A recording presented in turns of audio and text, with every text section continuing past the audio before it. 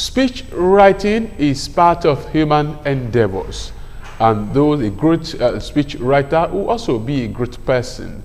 And these were the submissions of my guest last week on Your Image, and by demand we want to have a second edition of that topic, public relations and speech writing. My guest last week promised to be here this week, and they are here today, and you're going to tap from their wealth of experience. I have in the studios a lecturer in the Department of English Language, Federal College of Education, Oshele in Abeokuta, Dr. Amos Agbonyinu. You're welcome to the show this week again. Thank you, sir. I also have a one-time Deputy Speaker of the Ogun State House of Assembly and Special Advisor on Public Communications to the Governor of Ogun State, Right Honorable Pastor Remi Azan. You are welcome again this week, sir. Thanks once again for having me. And of course, Mr. Dari Folari is a veteran public relations practitioner. He's also on the show this week. You're welcome, sir. Thank you very much. And just like we discussed last week, that being a good reader also had value to you to be a good speech writer. And of course, we want to go global. We want to go contemporary this week on the show, public relations and the speech writer. Dr. Agbonyinu, let me start from you this week. Now, we want to look at the great leaders of the world. They have fantastic speech writers, and that does not mean that they are lazy too. They can even do extemporaneous presentation. But before I go there, how do our leaders determine who a good speech writer should be? For instance, during the time of Barack Obama, the actual president of the United States, I read one of the books that he had a retinue of speech writers with him, and that doesn't make him a lazy person. You know, when he talks, you know that he's a good orator. So how do we do this? How do we train? How do we determine who a good speech writer should be to probably somebody who is holding an office, a public office? As a leader, it is necessary to always watch those who are working with you. For instance, if I may tell you this, in the Federal College of Education, I was a security officer. There again? Before you became a lecturer? Yes. You were a policeman? I was a policeman. Before, then you entered as a security person and a lecturer. What a determination. Now, the provost that converted me to the lecturer office usually watched the way I wrote my reports. And he always told the people that what thing I like about this man is his way of writing. So a good leader will know how to spot talents among the staff. You have a list of staff working with you. They write memos, they write reports. You'll be interested in the way each of them writes. It got to a point my provost never vetted my paper.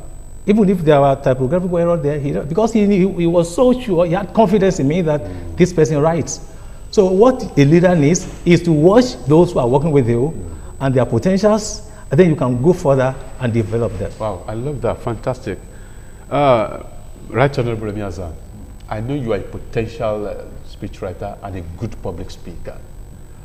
Now, let me say this on here, that some public office holders believe so much in themselves, and they don't believe they even need any speechwriter. Even when they give to them, they believe they can speak extemporaneously, and they run into problem.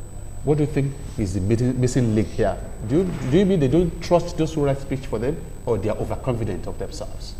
It can be a case of both. Even whatever is good can still be better, and whatever is better too can become best. And there's still something better than the best thereafter. So if you have this tendency to want to do better than you have always done, so that you don't begin to experience the tendency to likely diminish, even when you think you're good, then you must add something to your good to make it better.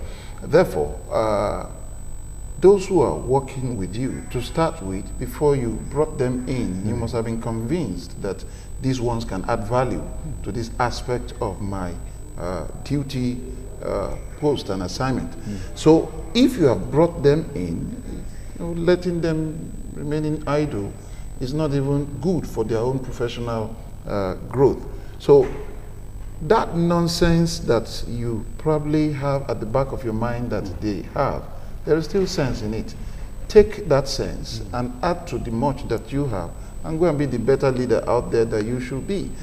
Completely jettisoning what your staff can add to what you have is going to make you decline without you knowing. And it is the listening public that will now know this, yet it is still the same staff you will subject to the damage control thereafter. And they could have saved the situation when it mattered most. So no matter how good any principal is, always subject even that, mindset you have, and give to your retinue of staff and say, let me have your input to this thing. And you'll be shocked that things you never thought matter will spring up, because this staff too want to justify the reason why you have chosen them to occupy that privileged position. So somebody has something upstairs somehow. Right. To corroborate Honorable Azan, okay, there is need for the principal to sit with his speechwriter. 10 minutes, max. Let them get your thoughts. You say, sir, Your Excellency, give us your thoughts on this issue. When you sit, they bounce right there. You see that the speech will take shape. And and they will give you, inputs, ideas that will make this. And you know that a good speech has to be well delivered too. Yes. We call it lifting it off the page. Even if a speech is well written, and if you don't deliver it well, it can spoil it. Do you know that at that point of rubbing mind, the capacity to deliver extempore can even be properly shaped? Yeah. Because the one that will do the delivery is already into the speech at that table of decision. So there's the buy-in. So the principal will come out looking good. And that's the essence of the speech. You lift it up. Lift the speech up. Eye contact. What's your opinion about this? I read in one of Barack Obama's speeches, his book, he said that some of the speech writers will sit at a particular place, and when he looks at them, they correct him from there. Can it happen in our life? You can pick, cues, verbal cues, non-verbal cues from your people. But it's always better to just focus on one person. See the listener as just one person. Then your tone will be conversational. It will be as if you are talking to somebody, and people will really get the meat of your message. You get the meat of your message. All right, this is Your Image, Public Relations, and Speech Writing. If you watch this program, I'm sure that you'll be a better speech writer, even a good orator, because I have eggheads in the studios with me today. Dr. Agboyinu, I want to come back to you. In the area of pronunciation, when you write and you give it out, as a linguist, you need to pronounce, because no matter how beautiful the speech may be, if you mispronounce, articulation and all these ingredients are not there, definitely you have not passed any message. So how do we go about this? Thank you, sir. I happen to be a PhD holder in phonology. And I discovered a lot of things about the English we speak in Nigeria. People don't seem to understand that there is a clear distinction between grammar and the speech. In an attempt to produce something that is highly grammatical, extremely grammatical, you'll be speaking rubbish. For instance, I wrote an article not too long ago on a kind of interaction between past tense and phonology. We want to make sure that we are grammatical in all of our speech production, and in the process we struggle a lot with the way we speak. Let me give you an example. If you want to say, I parked this car there, as a good speaker of English, you will want people to, if you are not familiar with this thing, you want people to see that you have actually inflected your parked. Is that clear? Yes. Before you say this car. Whereas in good speech, sometimes there is what we refer to as rule bleeding. A rule will kill another rule. That is not observed in Nigerian English by most people. I parked this car there could easily be pronounced as I parked this car there. The past tense morpheme will be elided for the purpose of simple production. That is the way, if you listen to the native speakers of English, that is the way they speak it. And also, you know, as the speechwriter, you need to avoid trip words, you know, highfalutin words. Go for the slim, short words. Trip words, indefatigable. You know, people will stumble. If you give that to your principal, it will stumble on the thing. It make articulation difficult. Words, you know, so that it helps. With very few syllables. Yeah, very few syllables. So we should avoid a multisyllabic, which will be likely to run our principal into problem. Yes, and at the word boundary, a speaker himself should know that the word boundary, when there is a cluster of many consonants, you drop one consonant for the other. That doesn't make your speech to be unintelligible. People understand you, and it will make it easier for you to pronounce the way you need to pronounce it. Then in Nigeria, you know, there is something called the register. We speak like books. You know, people want to impress. Yes. You know, you understand that there is this speech and there is the, you know, writing, in the writing aspect. You know, people want to speak like books. If you go to all these town meetings and you hear people speaking at town meetings, hey, even when nonsense is being spewed out, the highfalutin words. So we speak, you know. In fact, Professor Ubayakwe in UI wrote a book on it. Nigerians speaking like books. You know, even Peter Enao did some work on that. You know, we speak. You know, speeches. You know, should be scholars refer to that as bookish English. Adeni gave it a name which has stuck with my brain since then. He called it sententious oration. It's a needless, you know, journey into confusing people. Yeah. Apart from whereas you could just communicate and they will get the message. One time member of the National Assembly who was doing that was the only reason why his people did not also return back to that. Because he was busy impressing the audience, whereas those at home are disconnected from the real representation that was meant to do. Was he communicating, if I may ask you, was he communicating as a That's the sententious oration we're talking about. He was speaking for himself. He was trying to impress, and at the same time, like he said, comic relief. Because those who hear will just listening to laugh. They're not listening to get any message. Now, sir, Right Honorable, I'll still come back to you. Do you take time to correct your principal, probably in terms of pronunciation, or when you sit one-on-one with him, do you say, okay? You can't do that when the delivery is going on. No. I mean, pre. Of course, if you notice, because there are some people that are used to some line of pronunciation that does not meet with global best practice. Yes. And if you see your principal has stuck to that, you can subtly look for the time that he is in his best mood and just throw that in. That this is the right thing to do concerning this. And you say, wow, I didn't know. Because if you do that when the time is not right, you may get your fingers bumped. Wow. Leaders should also convert, you know, corrections. That's what. Yes, yes. I want to direct that question to you as your principal, of course, and then you are a professional. Because some of us who are in this trade feel, like you said, you know, feel intimidated to correct them. Tact. That's what I said. You should use tact. You know, if you're going to correct, not to disgrace your principal, you don't allow him to lose face. You correct him with tact, and you can scribble something. This is then when you are one-on-one, you can say, Excellency, or something. This is like this, and it will take it. No, all leaders want feedback. People, even when you interview people, they want to say, how did they perform? Yes. That's the basic need. Everybody wants to look good, so they will take feedback if they want to. And that to PR practitioners themselves, to PR practitioners, they have a lot of things to do. You know, if you don't have the knowledge of that job, there's no way. That's why we say public relations should be a management function.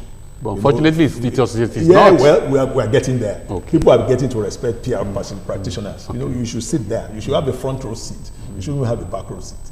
So you should be there while decisions are being made, so that you can quickly correct. You know, just a bad word, a bad phrase can damage the whole speech. So once you are there and you quickly, sensitize them. Sorry, let's get another word because of the nuances of word, because of semantics. Because it's necessary. All right, you're watching Your Image, Public Relations and Speech Writing. Of course, we can get big feedback from you on Pr-Primus and OGTV here. Also, we're live on YouTube. Just click PR, Your Image, You can even watch us after this time. You can enjoy my guest on the show. Let me go back to Dr. Amos Agbanyilu. Some time ago, I think sometime last year, some words were introduced into Nigerian linguistics, so to speak, Danfo and the rest of them. As a linguist, these are really allowed. You know, we are used to some languages in Nigeria. You say Okada, you say Danfo and the rest of them, and some were actually introduced into, let me say, African dictionary. Not even English dictionary. It was in the first, thank you, sir. What we should understand in the first instance is that the lexicon of English is a conglomerate of languages, words from several languages in the world, right from the beginning. The first instance, even at the beginning, the origin of English itself, it was a conglomerate of about 3 different languages, and that is how English continued to borrow from several parts of the world. And that is why the English language, to me, I tell my students that English is a world language in 2 senses. In the first place, it is a world language because it is used in many parts of the world. Secondly, it is a world language because all parts of the world donated their words into the English lexicon. That's why it is. So if more words are still coming into the English lexicon, it is normal. It's normal. Now, there was a time when some linguists went into argument over what should be the quality of the spoken English across the world. Braj Kashru, an Indian linguist, he replied, one of the American linguists, that, look, the English language is the language of the world, and the version spoken by regions, various regions, is the English that belongs to them. And so Nigeria has Nigerian English, Ghana has Ghanaian English, and so it is. Besides, they themselves, even they write these words into the English dictionary, knowing fully well that language is for all of us. So there's nothing wrong about it. Okay, let me now ask you this question. It's yes or no. Now, if this Nigerian English, if your students write them for you in the exam, will you penalize them? Like Okada, Danfo? All right, thank you. If it is already in the dictionary of English, if you use it, there's nothing wrong about it. And then it can be for granted. You know, you quote it. Yes. You see, that's why I love the game of Scrabble. And when you get onto the game, the Scrabble board, and you are playing with someone who is indeed a professional par excellence. Some words that you will challenge, you will go into the English dictionary and find it there. And you will be wondering at what point was such a word introduced. Challenge and lose your tongue. One of the things that also encourage those who are listening to us is play Scrabble. Go online, play Scrabble on the computer, and better your understanding of the English language. A lot of words exist that you are not even aware in existence. That way, you broaden the horizon of your understanding of English language. How do you speak the mind of your principal? I still want to ask you a question. You know, he said something the other time that you sit down with your principal. What is flow of thought? You haven't known is flow of thought. At times you speak the mind of your principal. How do you do this? First is you must be close to the one you speak for. You can't speak for anyone that you are distant from. And when you are close to your principal, you already understand his psyche and his basic understanding and disposition to certain issues. Those are the ones I call certainties. Then you move to the variables. The variables will be more like spur of the moment kind of situation thing. In that one, you must be able to physically gauge his opinion, and you have to sit at the table and know exactly what his mindset or thoughts are. I'll give you an example.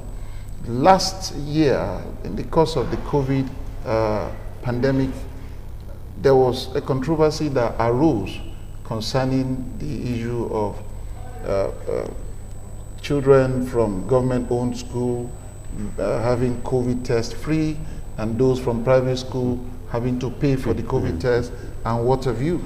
Now, that's alien to our culture. It's not something that has been the pattern over time. Under that, you have to sit down with your principal. Now, whatever he tells you, you too, who is closer to the public out there, you'll be able to gauge the mood out there and say, sir, notwithstanding what you thought, this is what is out there. Let's marry the two together. Let's have a midpoint where by the time we go out there, we'll be able to douse this tension. You cannot speak for the one you are distant from. It doesn't happen. Thank you very much. You cannot work for the person you are distancing yourself from. That's a very good one. Mr. Adelef, as a PR practitioner, what should be the role of the Nigerian Institute of Public Relations as well as a speech writing is concerned? Oftentimes, most of their trainings and seminars are not tailored towards speech. Something is missing there. What they do is probably they do induction, they organize a seminar that, you know, and this is very key, it's speech important. writing should be given a pride of place in training, PR training and everything, because this is how you are going to, you know, get your principal to look good. You want your principal to look good, and it is by allowing him to communicate what he has to do, what he intends to do. You know, there's no way people can know what he wants to do except he communicates it very well and communicates very well. So this in communication, you need to go into deep into his thoughts, his desires, and then bring it out for the people. And you bring it out within a short time. That brings us to the length of the speech. You know, speeches should not be too lengthy. You know, you should just go for it. You know, the opening, the body. You know, like the mantra that we have. Tell them what you are going to tell them. Then tell them. Then tell them what you have told them. You know, in just that bit of something, you do the recap, and then you are good to go. Thank you very much. Before we round off, let me go back to Dr. Agbayinu, and is that what you mentioned there is very important. Composition of his speech. What should people be looking for there? Okay, you want to teach them very shortly. What do you want? What should be the format in speech writing as a linguist? Thank you, sir. Before one embark on writing, you need to know the purpose for which the writing is going to be done. Okay. As a result of that, you select the theme, the central purpose, which will form your focus of discourse. Okay. Then you break it into major points. Like he said, it should not be too long, maybe about 2, 3, 4, 5 points, which will be developed after the introduction. And each point must be backed up with adequate illustration, examples if possible. Stories even. Those things, so those are the things that one should do, and then your conclusion, and if there is need for recommendation and suggestions.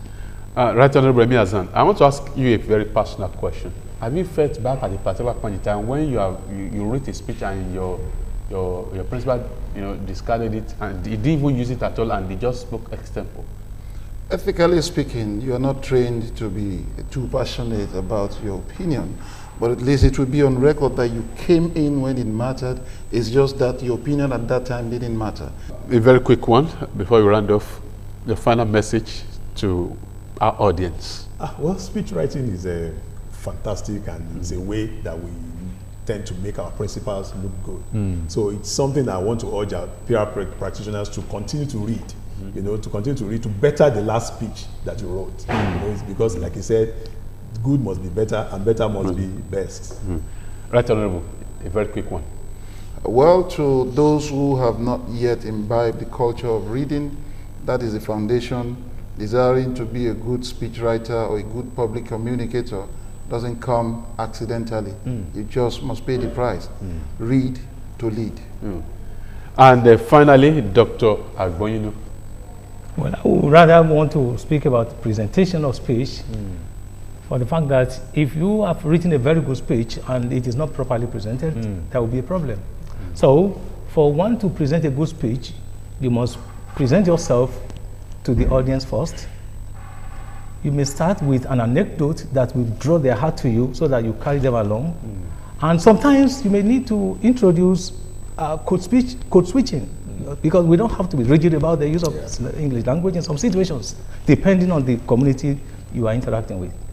All right, and this is where we draw the curtains of this week's edition of Your Image, Public Relations and Speech Writing. I'm sure that today will remain indelible in your memories because you have learned so much from the erudite scholars and professionals that came to the show today. I want to say a very big thank you to Dr. Amos Agboyinu, a lecturer in the Department of English Language, Federal College of Education, Oshele in Abeokuta. Thank you so much, Doc, for being part of the show. Thank you for. And I want to say a very big thank you to one-time Deputy Speaker of the Ogun State House of Assembly, and now the Special Advisor, Public Communications to the Governor of Ogun State, Right Honorable Pastor Remi Azan.